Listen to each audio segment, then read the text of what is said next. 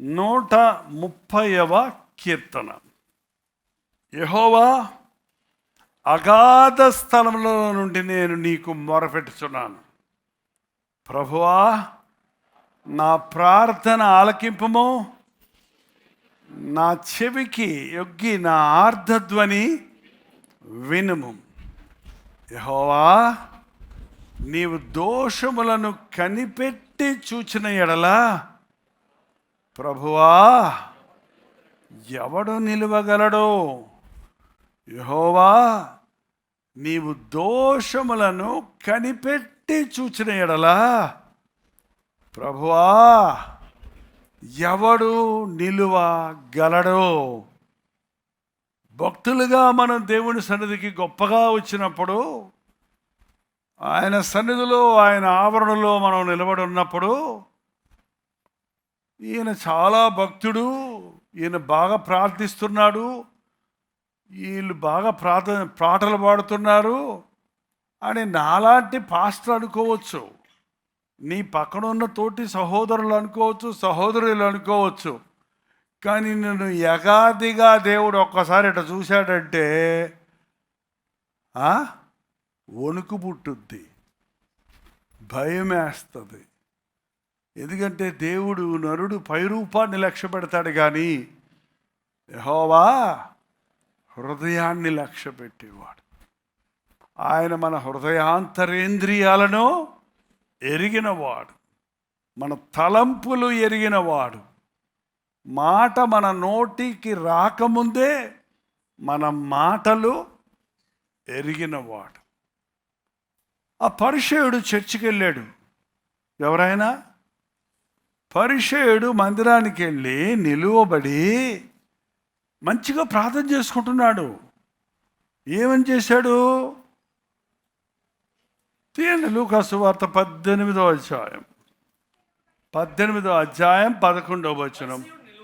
పరిసయ్యుడు నిలువబడి, దేవా, నేను చోరులను, అన్యాయస్తులను, వ్యభిచారులనైనా ఇతర మనుష్యుల వలె కాక వలెనైనను ఈ సుంకరి వలనైనను ఉండనందుకు నీకు కృతజ్ఞతాస్తుతులు చెల్లిస్తున్నాను. దేవా, నేను చోరుల దొంగల వల్లైనను, అన్యాయస్తుల వల్లైనను, వ్యభిచారుల వల్లైనను, ఇతర మనుషుల వల్లైనను, ఈడు అక్కడ ప్రాణం చేస్తున్నాడు, ఇక్కడ ఈ సుంకరి వల్లైనను ఉండనందుకు నీకు వందనములు. నిన్ను నీవే మెచ్చుకుంటావేంట్రా బాబు? దేవుని మందిరంలోకి వెళ్ళి నీ సంగతే నువ్వు చెప్పుకుంటావేంటి?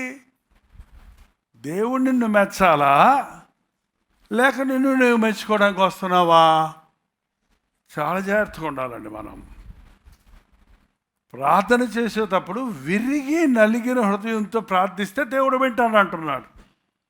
దేవా, నీవు నిదానించి చూసిన ఎడలా ఎవడు నిలబడగలడు? పాపము లేదు అని చెప్పగలిగిన వాడు ఎవడు లేదు. ఏ భేదము లేదు, అందరూ పాపము చేసి దేవుడు అనుగ్రహించు మహిమను పోగొట్టుకున్నారు.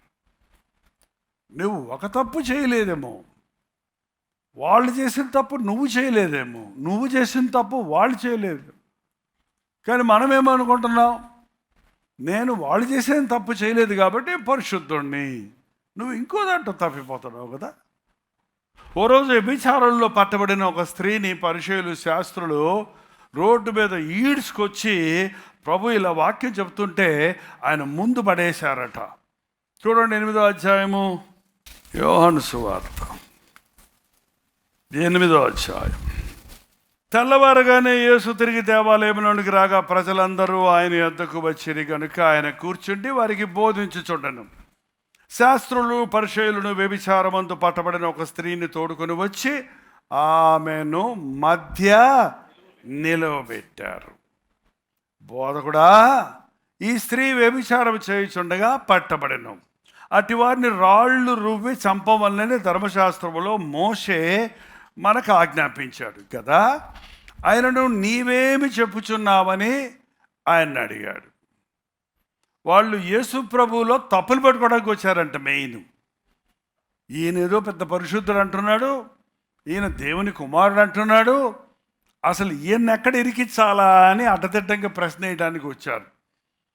ఆయన ఒక మాట చెప్పాడు, మీలో పాపము లేని వారు మొదట ఒక రాయి వెయ్యండి, మిగిలిన తర్వాత వేసుకోండి కావాలంటే పాపం ఉన్నోళ్ళు కూడా. మొట్టమొదట ఒక్కడు రాయి వేసి కొట్టు, నీలో వాళ్ళ పాప అంటున్నావు కదా, నువ్వు పాపిని కాదంటే, పాపం లేదంటే రా కొట్టమన్నాడు. కొట్టమని చెప్పి ఏం చేస్తున్నాడంట ఆయన? నేల మీద వ్రేలితో ఏదో రాస్తున్నాడంట. ఏం రాస్తున్నాడు? దేవుడు తన స్వహస్తములతో రాసినది రాతి పలకల మీద రాసినది ఏంటది? 10 ఆజ్ఞల పలకలు తన స్వహస్తములతో రాశాడు. ప్రపంచంలోని చట్టాలన్నిటికీ మూల కారణమే 10 ఆజ్ఞలు. నేను తప్ప వేరొక దేవుడు నీకు ఉండకూడదు. 2, దేడి రూపమును చేసుకొని నీవు దానికి సాగిలపడకూడదు. 3, నీ దేవుడైన యెహోవా నామమును వ్యర్థంగా ఉచ్చరించకూడదు. 4, విశ్రాంతి దినమును పరిశుద్ధముగా ఆచరించవలను. 5, నీవు దీర్ఘాయుష్మంతుడవునట్టు నీ తల్లిని తండ్రిని సన్మానించవలను. 6, నరహత్య చేయకూడదు. 7, దొంగిలికూడదు. 8, వ్యభిచరించకూడదు. 9, నీ పొరుగు వాని మీద అబద్ధ సాక్ష్యములు చెప్పకూడదు. 10, నీ పొరుగు వానిదైన దేనిని నీవు ఆశించకూడదు. ఎన్ని ఆజ్ఞలు ఉన్నాయి? ఇందులో ఏ ఆజ్ఞ మీరిందేమే? వ్యభిచరించకూడదు అన్న ఆజ్ఞ మీరింది. కానీ ఇంకెన్ని ఆజ్ఞలు ఉన్నాయి?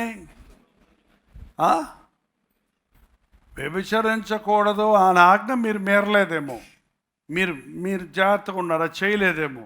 కానీ మరి విశ్రాంతి దినమును పరిశుద్ధంగా ఆచరించమన్నాడు కదా. ఆదివారం ఎగ్గొట్టే వాళ్ళని ఏం చేయాలి? రాళ్ళు తీసుకొని ఊరు పెట్టి తీసుకొని కొట్టి చంపాలి.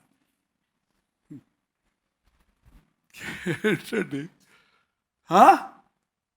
నీ తల్లిని తండ్రిని సన్మానించమంటే తల్లిదండ్రులు తీసుకెళ్ళి అనాథాశ్రయాల్లో పడేసినోడు ఏం చేస్తున్నాడు? వ్యభిచారం చేసినోడు ఎలాంటి పాపం చేస్తున్నాడు? అలాంటి నీచమైన కార్యమే ఇది కూడా దేవుని దృష్టిలో. ఆయన ఏం రాస్తున్నాడు? ఆయన 10 ఆజ్ఞలు రాస్తున్నాడు. నువ్వు వ్యభిచారం చేయలేదు అనుకుంటున్నావు, దొంగతనం చేసావేమో, పక్కవారిది ఆశించావేమో, పక్కవారి మీద చాడీలు చెప్పావేమో, దేవునికి భయభక్తులు లేకుండా దేవుని మందిరం నిర్లక్ష్య పెట్టావేమో, నువ్వు వేరే దేవుళ్ళని పెట్టుకున్నావేమో, నువ్వు విగ్రహారాధన చేస్తున్నావేమో. ఏంటంటే ఒక్కొక్క దాన్ని తొంగి చూస్తున్నారంట వచ్చి ఒక్కొక్కడు. నేను అనుకుంటున్నాను, ఎవడు చూస్తే వాడి తప్పు అడిగి ఇట్లాగా పుష్యం లేచి ముందుకు కనపడి ఉంటాయి. దొంగ అని ఉంటుంది, నరాంతకుడా. ఏం జరిగింది తెలుసు? అక్కడ పెద్దవారు మొదలుకొని చిన్నవారి వరకు 8వ వచనం చదవండి. మరలా వంగి ఏమో రాయిచుండను వారు ఆ మాట విని పెద్దవారు మొదలుకొని చిన్నవారి వరకు ఒకరి వెంట ఒకడు బయటికి వెళ్ళిరి. పెద్దవారు విని అన్న కాడ కింద రాశారు చూడండి. వారు ఆ మాట విని మనస్సాక్షి చేత నీ తప్పు నువ్వు చూసుకో. మనస్సాక్షి గద్దించింది, నువ్వు దొంగవే, నువ్వు వ్యభిచారివే, నువ్వు మరొక పాపం చేసావు, నువ్వు సరిలేవు, పాపం లేనోడులో నువ్వు లేవు. అందరూ పాపం చేస్తున్న వాళ్ళే. కొందరి పాపాలు కనబడతాయి, కొందరి పాపాలు కనబడవు. ఇంట్లో జీడిపప్పులన్నీ అయిపోతున్నాయి అంటమ్మా. కొత్త కోడలు వచ్చిన కాడి నుంచి అయిపోతున్నాయి అంట. ఈ అత్తగారికి ఏం అలవాటు అర్థం అవటంలా. ఎన్ని తీసుకొచ్చారో డబ్బా ఖాళీ అయిపోతుంది ఏంటని అడిగితే కొత్త కోడలు కదా అసలే గొడవ పెట్టుకుంటుందని మేలకుండా ఊరుకొని ఒకరోజు ఆమె తుడుస్తుంటే ఒక గీడి గింజ జీడిపప్పు పైది వేసిందంట. ముందేసి చూస్తూ ఉందంట, వేసి నోట్లో వేసుకుంటుంది, చూద్దామని. ఆమె అంతకంటే తెలియగలదు కదా, దొంగలు తెలియవాళ్ళు వాళ్ళు కదా. ఆమె తుడుస్తూ అది తీసుకొచ్చి, అత్త ఇదేంటి అన్నట్ట. జీడిపప్ప ఏం చేస్తారత్త దీంతో, తినొచ్చా అత్త అంటుంటే అమాయకురాలు అనవసరంగా కోడలను అనుమానం పడ్డాని అనుకుంటుంటారు. ఇట్లా ఉంటుందండి కొంతమంది తప్పులు చేసి దాన్ని ఎట్లా కప్పుకోవడానికి ప్రయత్నిస్తారంటే, మీరు ఎంత కప్పుకున్న బైబిల్ చెబుతుంది మీ పాపము మిమ్మను పట్టుకొనును. ఖచ్చితంగా మీరు గదులలో చెవుల్లో చెప్పుకున్నది మిద్దెల మీద వినబడుతుంది. మీరు చీకట్లో చేసింది వెలుగులో ప్రత్యక్షపరచబడుతుంది. ఎవరిని మనం జడ్జి చేయొద్దండి. తీర్పు తీర్చటం నా పని అన్నాడు. దేవునికి మొరపెట్టండి, ఆయన మన న్యాయాధిపతి. ఎవరిదాడు చూసుకున్నాడు, మనస్సాక్షి గుచ్చుకుంది.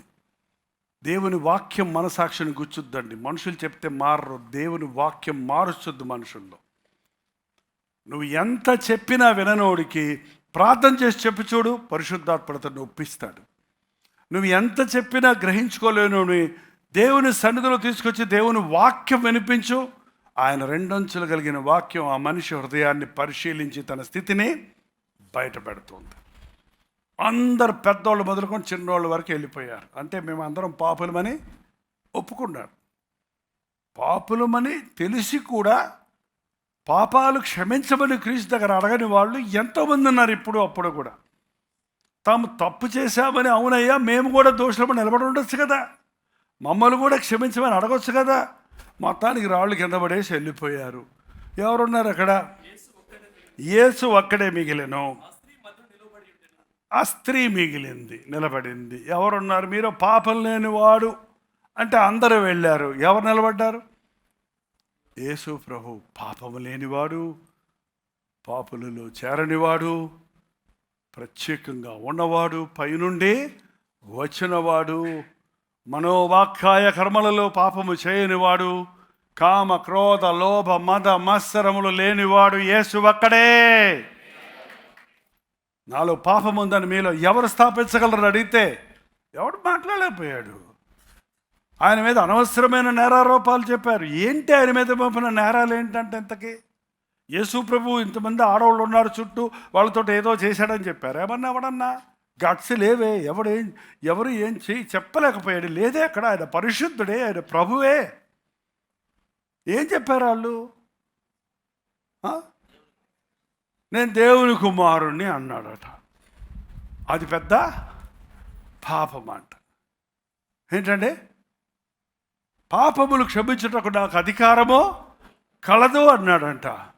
ఆ రెండు నేరాలు మోపే ఆయన పట్టుకొస్తే ఆ పిలాతు పెద్ద జడ్జి, సుప్రీంకోర్టు జడ్జి అన్నమాట. ఆయన అన్ని సాక్ష్యాల ఆధారాలు పట్టుకొని అంతా అన్వేషణ చేసి ఏమన్నాడు చివరికి ఫైనల్ జడ్జిమెంట్లో? ఈయన యందు నాకు ఏ దోషమో కనబడటం లేదు. ఏంటండి? పాపము లేనివాడు ప్రభు అక్కడే. మీరు చరిత్ర పుటలో తిరగేసిన శారీర తత్వము కలిగిన మానవుని వంటి వాడు కాడు ప్రభు. ఎందుకంటే ఆయన స్త్రీ పురుష సంపర్కం వల్ల పుట్టినవాడు కాదు. మనందరం స్త్రీ పురుష సంపర్కం వల్ల పుట్టాం. మనం పాపం చేయకపోయినా మన పితరుల పాపం మనలో ఆటోమేటిక్గా ఉంది. జీన్స్. ఆదాము వల్ల పాపం ఉంది. అబద్ధం ఆడటం, దాక్కోవటం, గర్వపడటం. చిన్నపిల్లలు పెరుగుతుంటే చూడండి, ఎవరైనా నేర్పిస్తారా ఏబిసిడీలాగా ఎలా అబద్ధం ఆడాలని? ఎలా అబద్ధం ఆడాలి, ఎలా బూతు మాటలు మాట్లాడాలి? ఏ తల్లిదండ్రులైనా ఏ టీచర్లైనా నేర్పిస్తారా? 6 ఏళ్ల పిల్లోడే పచ్చిబూతులు మాట్లాడుతున్నాడు ఎట్టొచ్చినాయి వాడికి? అన్ని అబద్ధాలు చెప్తున్నాడు వాడు ఎట్టొచ్చినాయి? అన్ని యాక్షన్స్ చేస్తున్నాడు, నటిస్తున్నాడు ఎట్టొచ్చింది? బాలుడు పెరుగుతుండగా అతని స్వాభావికంగా మూఢత్వమో పెరుగుతుంది. యేసు ప్రభు కన్య గర్భములో ఉద్భవించాడు. పురుషుని ముట్టని, పురుషుని ఎరుగని మానవ బీజము కాదు. ఆయన పరిశుద్ధుడిగా పుట్టాడు కనుక ఆయన మన పాపాలకు పరిహారము చేయగలిగిన వాడిగా ఉన్నాడు. ఇంకెవరు నిలబడ్డారు అక్కడ? ఏ స్త్రీ? పాపాత్మురాలైన స్త్రీ. ఆమెను ఇన్ని నేరాలు మోపి తెచ్చిన వాళ్ళందరూ పారిపోయారండి. అప్పుడు ఈమె ఏం చేసి ఉండొచ్చు? ఈమె కూడా మెల్లగా జారుకొని ఉండొచ్చు కదా. మరి ఎందుకు అక్కడే నిలబడింది? ఆమెకు అర్థమైపోయింది, నేను పాపిని, నేను శిక్షకు పాత్రురాలను, ఈయన పరిశుద్ధుడు, నన్ను శిక్షించుటకు అర్హుడు, శిక్ష పొందటానికి నేను సిద్ధం. అదండి సిలువ ముందుకెళ్ళి మనం చెప్పాల్సింది. సెలువులో యేసు ప్రభువుని చూస్తున్నప్పుడు ఈయన పరిశుద్ధుడు, నేను పాపిని, నన్ను క్షమించేవాడు ఆయనే, శిక్షించేవాడు ఆయనే, నన్ను సరిచేసేవాడు ఆయనే. ఆయన ముందు నిలబడున్నవాడితో ప్రభు ఏం చెప్పాడండి? యేసు తలెత్తి చూచి ఏమన్నాడండి? అమ్మా, నేను నీకు శిక్ష విధించాను, నీ శిక్షను నేను భరిస్తాను. ఇంకో మాట చెప్పాలంటే, నీ వ్యభిచార పాపానికి రావాల్సిన శిక్ష నేను భరిస్తా. నీ కొరకు నా ముఖాన్ని ఉమ్మివేయించుకుంటా, నీ కొరకు నేను ఊరి బయటికి తరమబడతా, నీ కొరకు నేను దెబ్బలు తింటా, నీవు చనిపోవలసిన స్థలంలో నేను నీ కోసం సిలువలో చనిపోయి నీకు జీవం ఇస్తున్నాను. నువ్వు వెళ్ళి ఇకను పాపమో చేయకుమో. ఆ తర్వాత ఆమె ఆది సంఘములో గొప్ప భక్తురాలైంది, పరిశుద్ధురాలైంది, ఒక పాపిష్ఠురాలు. ఈ రోజున దేవుడు ఎంత పాపినైనా క్షమించడానికి సిద్ధంగా ఉన్నాడండి. మన పని ఎప్పుడు కూడా మన సంగతి మనం చూసుకోవటమే, ఇతరుల సంగతులు మనకు అవసరం లేదు. ఇతరుల గురించి చెడుగు మాట్లాడొద్దు. ఇతరులు చెడుగు తెలిస్తే వారి గురించి ప్రార్థించండి, వారి గురించి విజ్ఞాపన చేయండి. చివరిగా ఇర్మియా గ్రంథం 8వ అధ్యాయం 6వ వచనం, నేను చెవియొగ్గి వారి మాటలు విని ఉన్నాను, పనికి మాలిన మాటలు వాడు ఆడుకొనుచున్నాడు. పనికి మాలిన మాటలు అంటే దేనికి ప్రయోజనం? ఇప్పుడు ఇంకొకళ్ళ విషయాలు మనం చెడుగు మాట్లాడుతున్నామంటే దానివల్ల మనకి ఏమన్నా ప్రయోజనం ఉందా? దానివల్ల మనం ఏమన్నా ఆత్మలో బలపడతామా? మనకేమన్నా ఉత్సాహం వస్తుందా? ఏంటండి, నేనేమి చేసేదనని చెప్పి తర్వాత చదవండి. తన చెడుతనముల గురించి వాక్యం విన్నాక నేను ఎట్లున్నాను, నేనేమి చేశాను, నేను ఎలా ఉన్నాను అని పశ్చాత్తాపడాలట. మనం పశ్చాత్తాపడ్డప్పుడు దేవుడు మన మాటలు ఎందు ఆనందిస్తాడు. మలాకి గ్రంథం 3వ అధ్యాయం 16 చదవడం సరిపోద్ది. అప్పుడు యెహోవా యందు భయభక్తులు గలవారు ఒకరితో ఒకరు మాట్లాడుచుండగా యెహోవా చెవియొగ్గి ఆలకించెను. మరియు యెహోవా యందు భయభక్తులు కలిగి ఆయన నామమును స్మరించుచు ఉండు వారికి జ్ఞాపకార్థముగా ఒక గ్రంథము ఆయన సముఖమందు వ్రాయబడెను. పనికిమాలిన మాటలన్నీ రికార్డ్ పెట్టాడు ఆయన.